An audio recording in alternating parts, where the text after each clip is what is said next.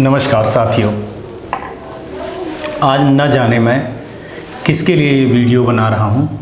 मैं ये खुद भी नहीं जानता हूँ कि मैं ये पीएमओ को भी भेजूँगा, डीजीटी को भी भेजूँगा, आरडीएसटी को भी भेजूँगा, स्टेट डायरेक्टर को भी भेजूँगा, सबको भेजूँगा। आज मेरी व्यथा है और आप लोग जानते हो मेरी ईमानदारी के बारे में। मैंने कई दिन से लगभग आप लोगों के साथ में लगा हुआ था, लेकिन जो चीज़ें निकल करके आई है उसको मैं न्यूज़ के माध्यम में दिखाना चाहता हूँ। तो चलो साथियों, आज मैं आपको एक ब्रेकिंग न्यूज़ देता हूँ कि देश में कैसे जो है तो स्टेट डायरेक्टर की मनमानी चलती है और कैसे आईटीआई के कुछ संस्थानों में उनका पार्टनरशिप चलता है। इसको सबको जानना बहुत ज़रूरी है, चाहे वो छोटे वाले आईटीआई हों, चाहे बड़े आईटीआई हों, और चाहे गवर्नमेंट की हों, और चाहे गवर्नमेंट के अधिकारी हों, चाहे जो हों, सब हों। खैर, मैंने कुछ दिन पहले ही रिसर्च करते हुए मैंने NCVT MIS पोर्टल पर देखा और ये कहना पड़ेगा कि डीजीटी ने एक अच्छा सुसंगठित MIS पोर्टल विकसित किया था, जो कि हालांकि अब जो है तो SID जो पोर्टल बना है उस पर बहुत सारे सवाल खड़े हैं और सवाल मैं खड़ा करूंगा। लेकिन अभी मैं SID पोर्टल की बात को थोड़ा सा ब्रेक कर देता हूँ। हालांकि जब मैंने MIS पोर्टल को जो है तो NCVT के बहुत गहराई से जानकारी देखी और समझी तो कुछ जो है तो बातें संतोषजनक लगी, लेकिन कुछ जानकारी को देख करके चौंकाने वाली थी, जो मेरे सच बताऊं तो हाथ पैर कांप गए। देश की कुछ ऐसी आईटीआई संस्थान हैं कि केवल 1 या 2 ट्रेड उपलब्ध है, लेकिन यूनिट की संख्या 40 से 50 तक है, यानी लगभग 800 से 1000 सीट एक ही आईटीआई में है। सोचिएगा, बहुत बड़ी बात बता रहा हूँ, कभी सबूत के साथ दिखाऊंगा। प्रश्न ये उठता है कि आखिर एक संस्थान में इतने अधिक प्रवेश कैसे संभव है। यदि वास्तव में ऐसा हो रहा है ना साहब, यदि वास्तव में ऐसा हो रहा है ना, तो कोई आईटीआई प्रबंधन यह कर पाने में सक्षम है तो उसको सम्मानित करना चाहिए। वास्तव में कह रहा हूं कि अगर कोई आईटीआई वाला यह कर पा रहा है तो उसको सम्मान देना चाहिए और माला पहनाइए, साफा पहनाइए, मंच पर बुला करके माइक दे दीजिए और कहिए कि भाई साहब कृपया हमें भी सिखाइए यह कैसे किया जाता है और कैसे संभव है।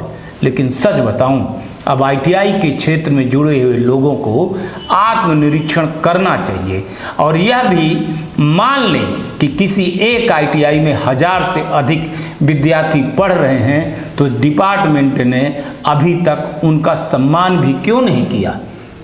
सोचिएगा, अगर एक ही आईटीआई में 1000 बच्चे से अधिक विद्यार्थी पढ़ रहे हैं ऐसे करके, तो फिर डिपार्टमेंट को चाहिए कि उनका सम्मान क्यों नहीं किया। कहीं ऐसा तो नहीं कि वहां पर डिपार्टमेंट की कोई ना कोई साझेदारी तो नहीं चल रही है, पार्टनरशिप तो नहीं चल रही है। प्रशासन, कौशल शिक्षा विभाग और संयुक्त स्टेट डायरेक्टर संस्थान के प्रबंधक के बीच में कोई गठबंधन तो नहीं है या फिर कोई साझेदारी तो नहीं है। प्राकृतिक न्याय और सिद्धांतों के पालनकर्ता जो वहाँ के सचिव महोदय होते हैं, जिनको मैं एसएससी कमेटी के चेयरमैन कहता हूँ, यदि वो आंख मूंद करके ऐसे संस्थानों पर भरोसा कर लेते हैं तो फिर बेचारे क्या करते होंगे और आईटीआई वाले, ठीक है ना। और इनको जो है तो किनको, सचिवों को धोखा कौन दे रहा है?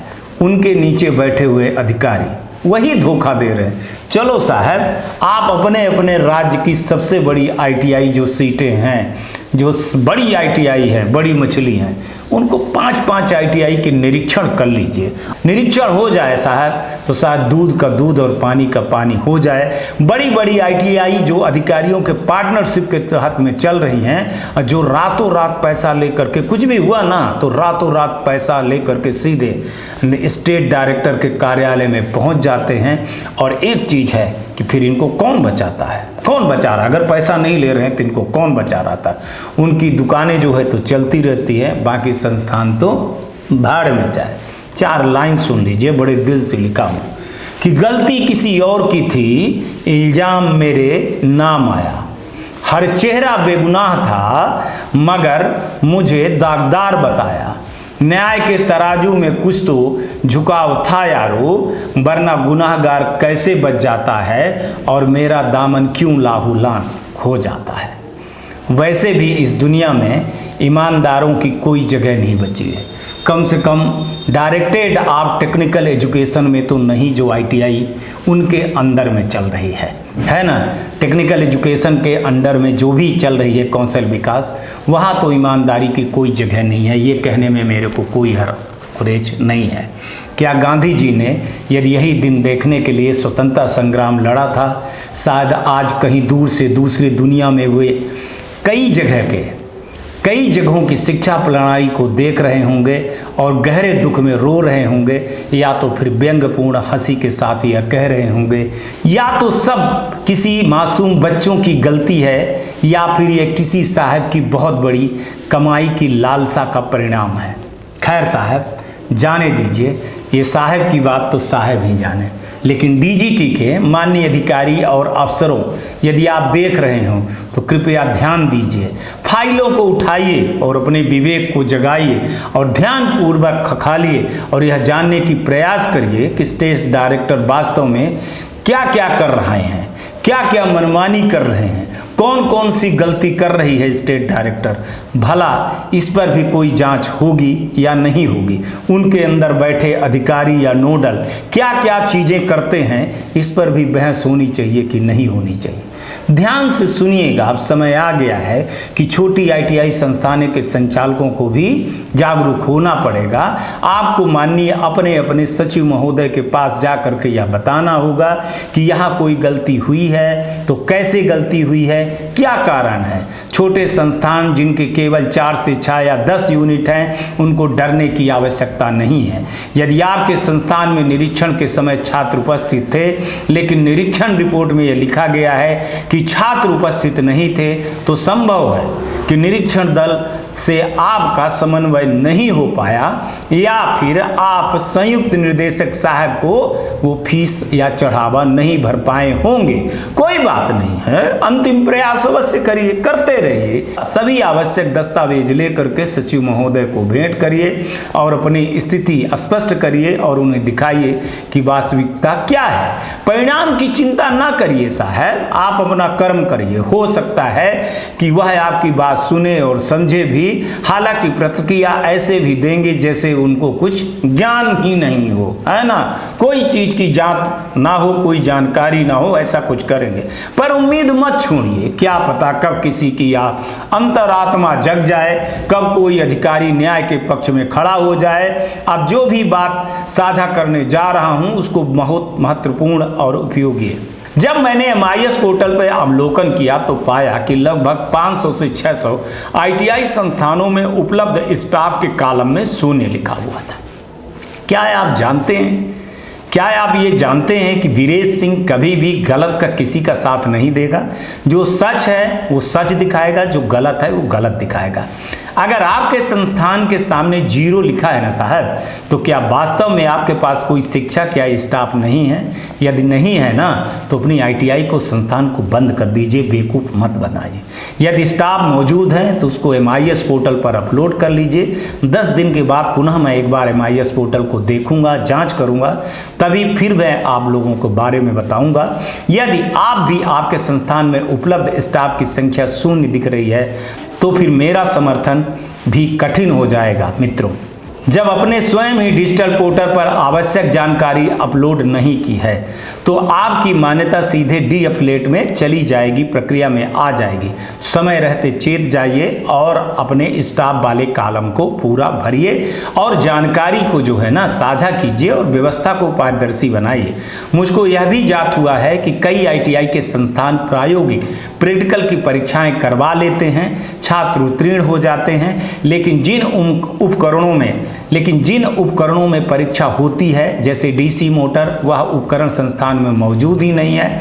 जो प्रश्न उठाता है, जो प्रैक्टिकल कैसे हुआ होगा, यह स्थिति केवल प्राइवेट ITI तक सीमित नहीं है साहब, बल्कि सरकारी ITI में भी ऐसा हो रहा है। यह बहुत ही शर्मनाक बात है। कहा जाता है कि इसके वीडियो भी बनाए जाते हैं। कुछ ITI संस्थानों की शिकायत भी होती है। जांच के लिए संयुक्त निर्देशक के स्तर पर अधिकारी भेजे जाते हैं, लेकिन उस उसके बाद क्या होता है, एक लिफाफा आता है और रिपोर्ट में बस लिखा होता है ओके ओके ओके। कम से कम ऐसे लगभग 300 ITI को मैंने जांचा है कुछ दिन के अंदर, जिनके मामले हर वर्ष में हमारे सामने आते रहते हैं शिकायत। अब तो ऐसा लगता है कि यदि राज्य निर्देशालय को भ्रष्टाचारी कहा जाए तो भ्रष्टाचार जो शब्द है ना उसका भी अपमान होगा। यहाँ हालात तो जैसे बीहड़ के डाकुओं को याद दिलाते हैं जो नियम को नहीं अपने कानून को मानते थे, और साहब आप भी उन्हीं को बचा रहे हैं। सुना है कि कुछ राज्यों में जातिगत भेदभाव भी व्यक्त है। ठाकुर ब्राह्मण के वर्चस्व को चलते दलित और OBC अधिकारियों की ना तो कोई सुनवाई होती है और ना ही कोई उनको जिम्मेदारी दी जाती है। बस चार्जशीट दे करके उन्हें ठिकाने लगा दिया जाता है। निष्पक्षता, ईमानदारी, न्यायप्रियता, निर्भीकता और प्राकृतिक न्याय के सिद्धांत में अब ये शब्द जो है तो बेईमानी ही लगते हैं साहब, रहने दीजिए। राजस्थान में एक दिन दैनिक भास्कर के समाचार में प्रकाशित होता है, दिल को बिल्कुल बेध देता है। रात भर नींद नहीं आती है, सोचता रहता हूँ। उसमें बताया गया कि 30-35 ITI के संस्थान ऐसे हैं जो निरीक्षण के समय में अपने संस्थान पर मौजूद ही नहीं थे।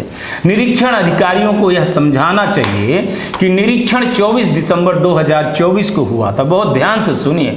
उस समय पर भीषण जो है तो सर्दी का मौसम था, समझ गए ना, उस समय पर भीषण जो है तो सर्दी का मौसम था। संभव है कि ITI संस्थान समुद्र के किनारे किसी पर्यटक स्थल पर भ्रमण करने चले गए होंगे। हाँ साहब, उस समय पर ना रहे हों और परीक्षा का समय जैसे आता है वैसे वो लौट आएंगे। फिर वहीं परीक्षाएं आयोजित होंगी और बच्चे को जो है तो 100% जो है तो अंक भी प्राप्त हो जाएंगे। कोऑर्डिनेटर महोदय भी सही पते पर पहुंच ही जाएंगे और फ्लाइंग ऑफिसर महोदय को भी लिफाफा लेने जाना ही पड़ेगा। शर्म कीजिए विभाग के अधिकारी और साहब, जरा निर्देशकों को बुलाइए और पूछिए कि ये सब पिछले वर्षों से कैसे चला आ रहा है। तो वो कहेंगे कि अभी तो मैं नया आया हूँ, मेरे पहले कोई और था। फिर उसको भी तो बुलाइए और अपने विभाग में जो कहते हैं चार्जशीट, वह असल में होता क्या है इसकी भी जांच करवाई। और जो कोऑर्डिनेटर साहब महोदय हैं, यदि आप में हिम्मत है तो आप उनको निलंबित करके दिखाइए साहब। बस ये न्याय और न्याय, अब बस यही पुकार बची हुई है जो मैं आज कहने आया हूँ। एक चीज़ बता दूँ कि ये जो मैं रिपोर्ट दिखाया हूँ ना, ये मेरी वेदना है, इसको आप समझिएगा। सवाल राजस्थान की ITI की नहीं है। जिस तरह से स्टेट डायरेक्टर मनमानी कर रहे हैं, जिस तरह से उनके नीचे बैठे हुए भ्रष्ट अधिकारी भ्रष्टाचार में लिप्त हैं, ये बताइए कि अगर टेड बढ़ रहे हैं, यूनिट बढ़ रहे हैं, ITI बच रही हैं फर्जी, तो उनको कौन बचा रहा है, ये देखना पड़ेगा। गरीब ITI जो है तो छोटे छोटे ITI जिन्होंने अपनी पूरी ज़िंदगी लगा दी। राजस्थान की 682 ITI को नींद कैसे आती होगी, सोचिए। वो शुगर और BP के बीमार हो रहे होंगे, लेकिन वहाँ की सचिव महोदय साहब को सोचिए कि कुछ भी असर नहीं पड़ रहा है। ये कितनी बड़ी वेदना या संवेदना कहूँ या क्या कहूँ, कौन सा शब्द ले आऊँ और कौन सा शब्द को मैं आज इस शो में मैं पिरो दूँ। हो सकता है कि मेरे हर शब्द में मेरे सीने पे छलनी हो गई हो, मेरा पेन कांप रहा था। आज पहली बार स्क्रिप्ट लिखने में बहुत सारी हिंदी बोलते बोलते मेरे शब्द जो है तो मेरे से ही टकरा रहे थे, मेरे ओठों से ही गहरा रहे थे, मेरे ओठों से ही लिबरा रहे थे, मेरे ओठों से ही कांप रहे थे। पर सो है, दिखाना पड़ा है, दिखाऊंगा साहब। ये नहीं है कि कोई चुप हो जाएगा या कोई चुप करवा देगा या कोई शांत करवा देगा या पैसे दे करके मेरे मुंह बंद करवा देगा या दबाव दे करके कर देगा। मत सोचिएगा, ये शो वीरेश सिंह का है, ये ITI टॉक शो का है। जो गलत होगा वो गलत दिखाऊंगा, जो सही है वो सही दिखाऊंगा।